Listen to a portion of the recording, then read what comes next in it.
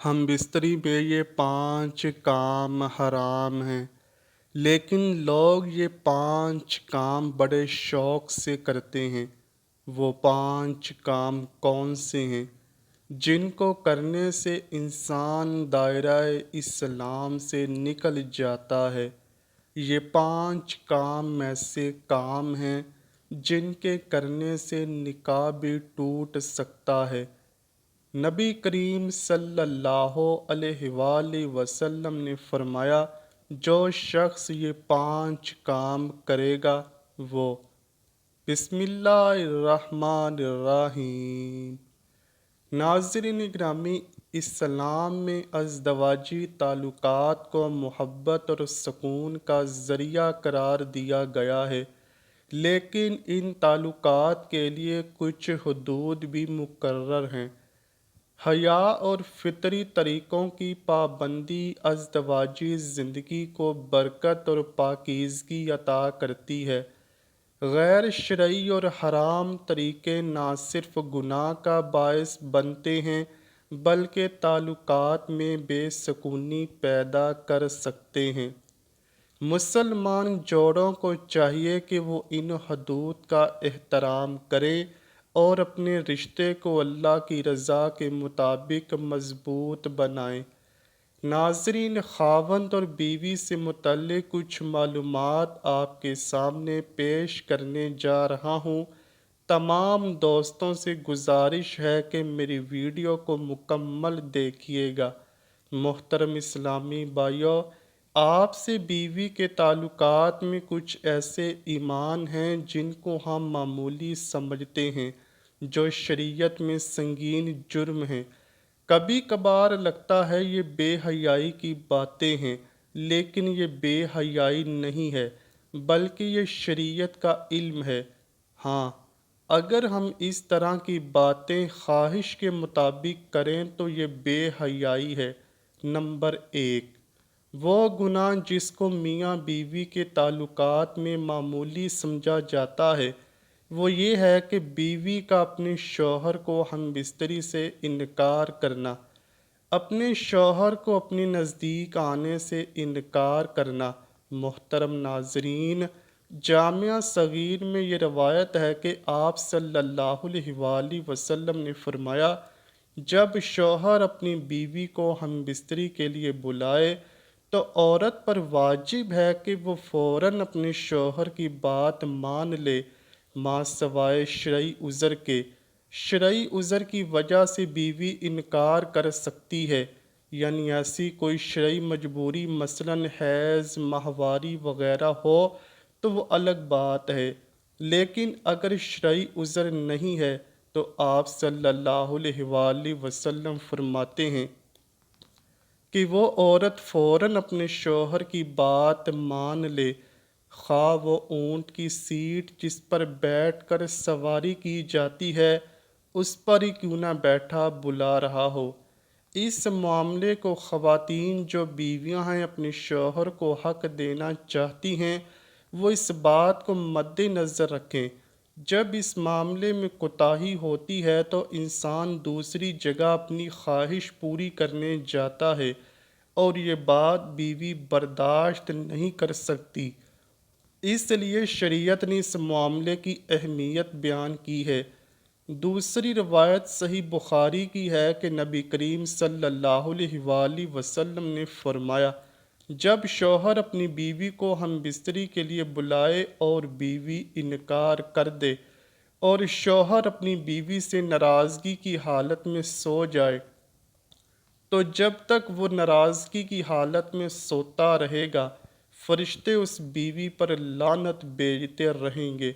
Number 2، وہ گناہ جس کو بیوی کے تعلقات میں غیر معمولی سمجھا جاتا ہے جبکہ شریعت میں بہت سخت گناہ ہے، وہ یہ ہے کہ عورت کا بغیر کسی عذر کے شوہر سے طلاق کا مطالبہ کرنا۔ صحیح جامع صغیرہ کی روایت میں ہے کہ آپ صلی اللہ علیہ وآلہ وسلم نے فرمایا، بغیر عذر کے خلا لینے والیاں اور اپنے شوہر سے چھٹکارا حاصل کرنے والیاں، گھر اجاڑنے والیاں، یہ اس امت کی منافق ہیں۔ دوسری روایت میں ہے کہ جس عورت نے بغیر کسی سبب کے اپنے خاوند سے طلاق طلب کی اس پر جہنم واجب ہے، اور یہ جنت کی خوشبو بھی نہیں سونگھیں گی۔ نہ کہ یہ عذر پیش کرنا کہ میرا خاوند مجھے پسند نہیں، یا اس کی تنخواہ بہت کم ہے، میرا گزارا نہیں ہوتا، اس لیے مجھے طلاق چاہیے، تو یہ کوئی شرعی عذر نہیں ہے۔ اس لیے اس سنگین جرم اور گناہ سے بچنا چاہیے، اور والدین کو بھی چاہیے کہ وہ چھوٹی چھوٹی باتوں پر اپنی بیٹیوں کو گھر نہ بٹھا لیں۔ نمبر 3، وہ گناہ جو میاں بیوی کے تعلقات میں عام طور پر ہوتا ہے اور اس کو معمولی سمجھا جاتا ہے، وہ یہ ہے کہ حیض کی حالت میں اپنی بیوی سے ہم بستری کرنا۔ جامعہ ترمذی کی روایت ہے کہ آپ صلی اللہ علیہ وآلہ وسلم نے فرمایا، جس شخص نے حیض والی عورت سے ہم بستری کی یا عورت کے پیچھے سے جمع کیا تو وہ شریعت کا منکر ہے، اس نے شریعت کا انکار کیا۔ یہ بہت سنگین جرم ہے، لیکن اس گناہ کو ہم سمجھ ہی نہیں پا رہے، اور اس بات کو کوئی سیریس لینے کو تیار ہی نہیں کہ نکاح سے پہلے اس کے آداب اور ازدواجی زندگی سے متعلق سیکھا جائے۔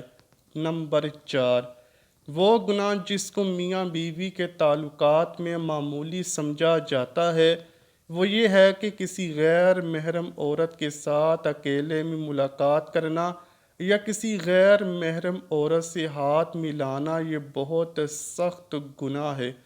نمبر 5، ہم بستری کے دوران قبلہ رو نہ رہیں، یہ احترام قبلہ کے خلاف ہے، لہٰذا اس کی طرف نہ منہ ہو اور نہ ہی پشت۔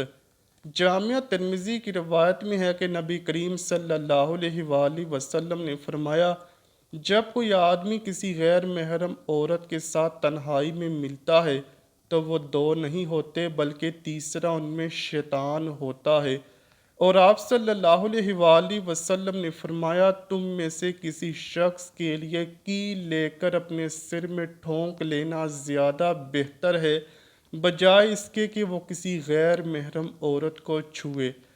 اور ہمارے ہاں المیہ یہ ہے کہ چھونا تو ایک معمولی بات ہے، یہاں تو پورا ہاتھ ملایا جاتا ہے۔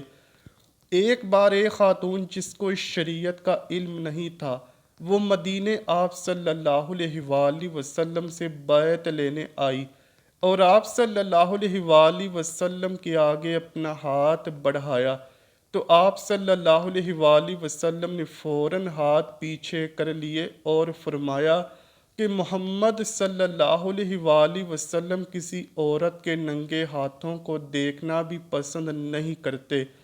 آپ صلی اللہ علیہ وآلہ وسلم نے اپنا چہرہ مبارک پھیر لیا۔ دعا ہے اللہ پاک ہم تمام مسلمانوں کو ان باتوں پر عمل کرنے کی توفیق عطا فرمائے، اور ہم سب کو اپنے پیارے حبیب صلی اللہ علیہ وآلہ وسلم اور ان کی آل پاک سے سچی اور پکی محبت کرنے کی توفیق عطا فرمائے۔ آمین یا رب العالمین۔